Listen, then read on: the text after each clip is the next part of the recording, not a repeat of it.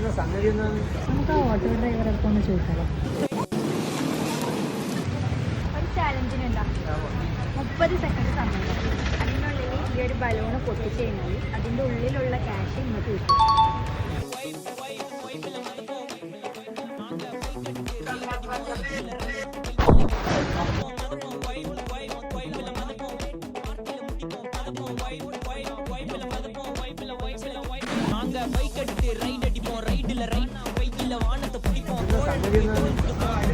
കുറെ ബലൂണ് ഉണ്ട് പോലെ അത് പൊട്ടിക്കാൻ പോലും.